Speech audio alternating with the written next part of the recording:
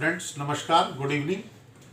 PSA master channel के business acumen व्यापार की समझ सीरीज में आप सब लोगों का स्वागत है। आज हम बात करेंगे बिजनेस सॉफ्टवेयर, बिजनेस एप्लीकेशन के बारे में।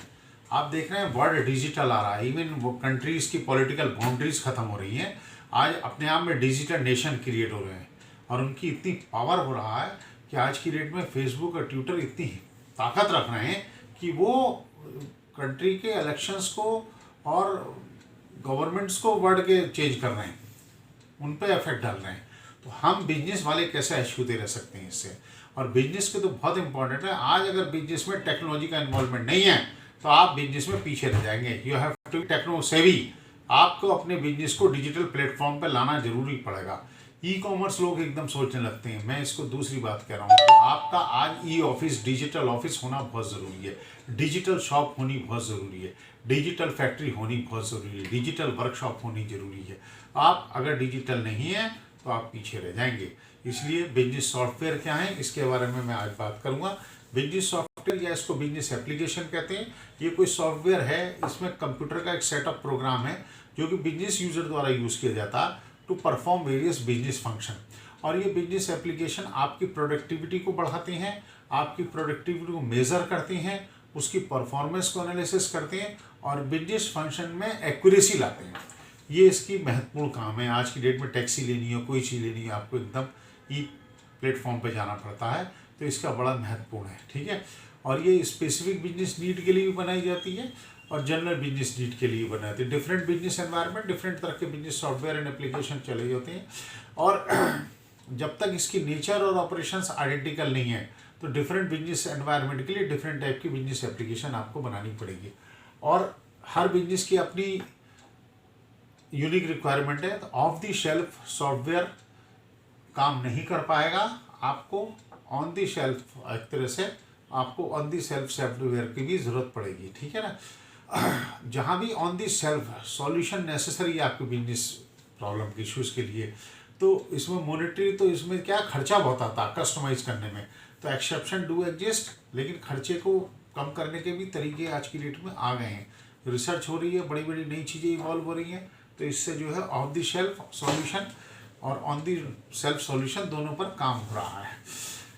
कुछ बिजनेस एप्लीकेशन इंटरेक्टिव हैं, उनका एक ग्राफिकल यूज़र इंटरफेस होता है, जिस इंटरफेस से क्या होता है कि आपकी क्वेरी और को मॉडिफाई किया जा सकता है, डाटा इनपुट्स को, और रिजल्ट्स इंस्टेंटली मिल सकता है। आपने जो है लिखा कि मुझे टैक्सी शिमला की नहीं चाहिए, मुझे देहरादून की चाहिए, आपने फटाफट सॉल्व किया। आप देखते हो एयर टिकट की एप्लीकेशंस होती हैं, क्यों? डेट मॉडिफाई करो, नंबर ऑफ एडल्ट्स मॉडिफाई करो, नंबर ऑफ चिल्ड्रन मॉडिफाई करो, इंस्टेंटली आपको रेट रेवेन्यू आ जाता है। तो ये बिजनेस एप्लीकेशन है। आपकी शॉप की भी बिजनेस एप्लीकेशन होनी चाहिए, आपकी फैक्ट्री की बिजनेस एप्लीकेशन होनी चाहिए, आपकी जो भी बिजनेस सेंटर, इवन आड़ा था सब्जी की, उसकी भी बिजनेस एप्लीकेशन होनी चाहिए। और ये सब चीज़ों की रिपोर्ट भी जनरेट हो सकती है, तो आपको परफॉर्मेंस मेजर सकें कि फंक्शन आपके ठीक चल रहे हैं।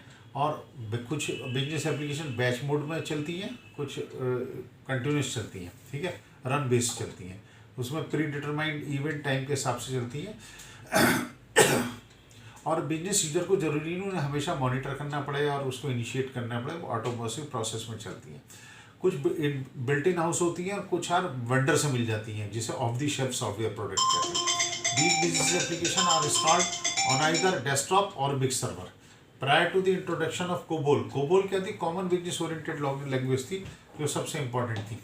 ठीक है। और 1965 में हुई थी। देखिए 1965 से आ गया IT, आप समझिए। Businesses developed their own unique machine language बनी। RC language consisted of 12 position instruction to read a record into memory. First 2 digit would be the instructions, next 4 position will be instructions, A address, and would develop the exact left or memory location where you want the readable character to be placed. 4 positions B address होता था, क्योंकि instruction would note the very rightmost memory location where you want the last character the record to be located. A 2GT B address also allows a modification of any instruction. Instruction codes and memory designations excluded the use of 8s or 9s. The first RC business application was implemented in 1962. आप देखिए, और 4 के RC is 301. RC301 mid frame 501 and large frame 601 began their marketing nearly 1960। आप देखिए दुनिया कहाँ से कहाँ पहुँच गई है, 60-62 साल हो गए। आज हम इसके बिना काम कर रहे हैं तो हमारी कमी है कहीं ना कहीं, समझिए। तो many kind of user are found in the business environment, जो उनको कैटेगरी कर सकते हैं। स्मॉल साइज हो सकते हैं, मीडियम साइज हो सकते हैं, लार्ज साइज हो सकते हैं। शॉपिंग कार्ट सॉफ्टवेयर अलग आते हैं, small and medium size enterprises के लिए अलग सॉफ्टवेयर आते हैं, ग्रुप के सॉफ्टवेयर अलग आते हैं। कस्टमर रिलेशनशिप CRM का बहुत बड़ा जो HRM human resource man power के अलग सॉफ्टवेयर आ गए, आउटसोर्सिंग रिलेशनशिप मैनेजमेंट के अलग सॉफ्टवेयर आ गए। तो इस पर आपको काम करना जरूरी है। ERP एंटरप्राइज रिसोर्स प्लानिंग बड़ा फेमस है। ECM जो एंटरप्राइज कंटेंट मैनेजमेंट का है। बिजनेस प्रोसेस मैनेजमेंट BPM है। And product life cycle. तो ये अलग अलग तरह के सॉफ्टवेयर हैं जो आज की डेट में generate technology that previously only existed in peer-to-peer software like Kaza and Napster are starting to appear with in the business application. तो ये मैंने डिफरेंट टाइप के आपको सॉफ्टवेयर बताए, इसकी हिस्ट्री बहुत लंबी है। मैं आज बात को छोटा करना चाहूँगा, ज़्यादा नहीं करूँगा, क्योंकि हम इसको नेक्स्ट उसमें फिर बोलेंगे, बात करेंगे। आज आपकी डेट में अपने सारे बिजनेस एप्लीकेशन सॉफ्टवेयर को समझिए कि आपके बिजनेस के हिसाब से रेडीमेड सॉफ्टवेयर नहीं है तो उन पर काम नहीं कर सकते, तो आप जो है ऑनलाइन बनाइए। ऑफ द शेल्फ नहीं काम कर सकते तो ऑन द शेल्फ से कराइए, कस्टमाइज करा के एप्लीकेशन बनाइए और अपने बिजनेस को कस्टमर से इंटरफेस करने के लिए इन डिफरेंट प्लेटफॉर्म का साइज के हिसाब से यूज़ करिए। Okay friend, thank you. आपको वीडियो कैसा लगा बताइए, ठीक है। Thank you kind of you.